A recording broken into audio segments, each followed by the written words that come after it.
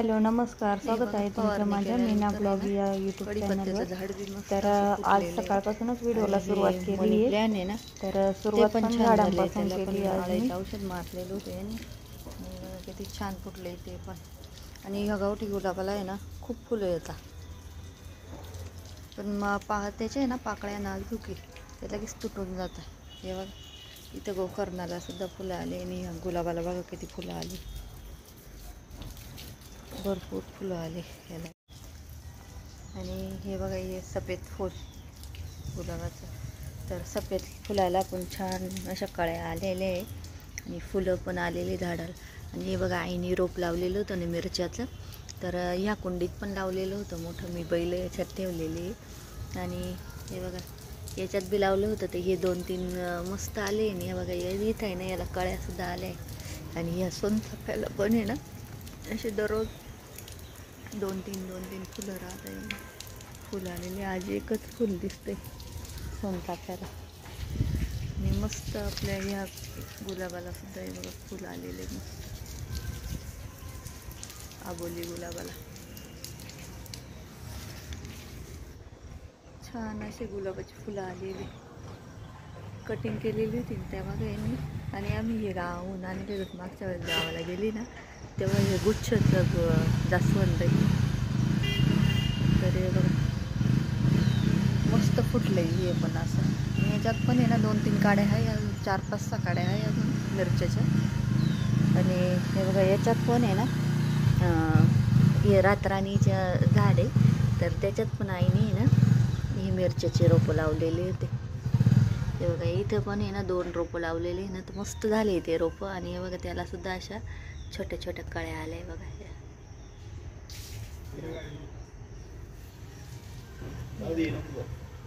मस्त कळ्या आल्या याला पण. आणि हे बघा हे याचं आहे निशिगंधाचं आहे, हे निशिगंधाचं आहे. तर हे पण छान, याला पण आहे ना दररोज 2-3 फुलं राहत. हे बघा आत्ता पण 2 फुलं आलेले याला पण. आणि कालगण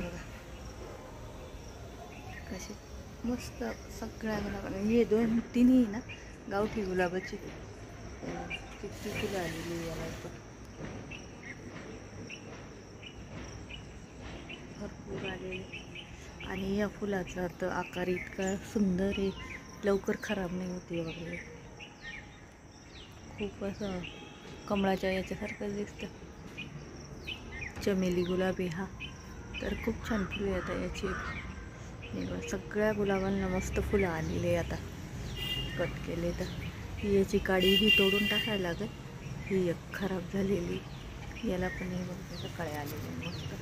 आणि हे जास्वंदीचं पण चांगलं फुटलेले. आणि इथं सुमितांनी पवननगरला गेली तर बॅग वेगळी रिपेअर करायला 2-3 दिवस झाले, तेव्हा पण नेली होती. मग तेव्हा काय ते दुकान बंद होतं, मग काय ठेवली नाही. परत मग काल सगळं काम आवरलं माझं, धुणं भांडे जेवण वगैरे सगळं आवरलं. आणि मग गेलो होतं सुमितांनी दुपारून. तर इथंच समोर त्या भाऊंना फोन केला, तर ते म्हणे आत्ता पण दुकान बंद आहे, 5 वाजता चालू उघडे, तर मग समोरच्या दुकानात ठेवून जा म्हणजे शेगडी. तर मग तिथं ठेवली मी शेगडी. आणि तिथून आता आम्ही नाशिकला गेलेलो. तर मग नाशिकला गेलो, ते घ्यायचं होतं मला. आणि सुमितला पण मोबाईलला कवर वगैरे टाकायचं होतं आणि ते स्क्रीन गार्ड बदलायचं होतं, त्यामुळं आणि मग तिथून निघालो आणि नाशिकला गेलो.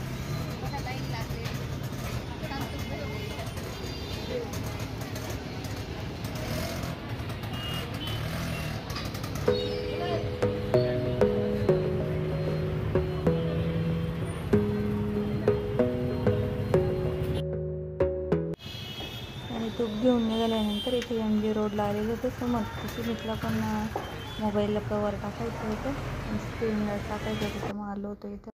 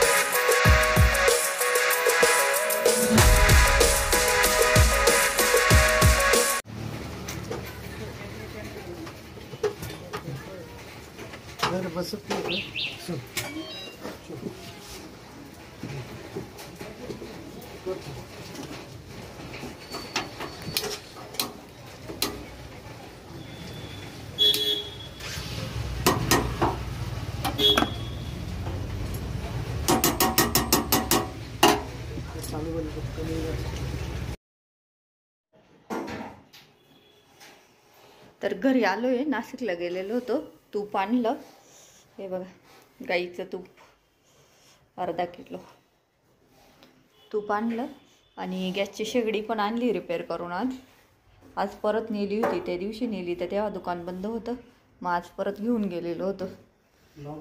तर त्या दिवशी ना यांनी दूध घेतलेलं होतं आणि दूध तापत ठेवून दिलं गॅसवर आणि फुल गॅस केला.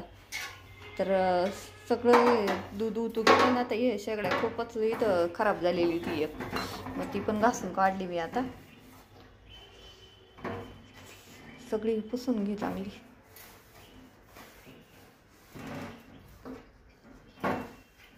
बघा आतून बाहेरून एकदम शेगडीत काही घासायची गरज नाही पडली, कारण की दररोजच आपला गॅस धुवून काढला जातो. त्यामुळं फक्त त्यांनी ना मग काय केलं, हा नोझल आहे ना हा बदलला.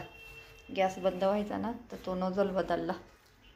बघा किती क्लीन आहे आपली शेगडी, खालून आतून बाहेरून पण.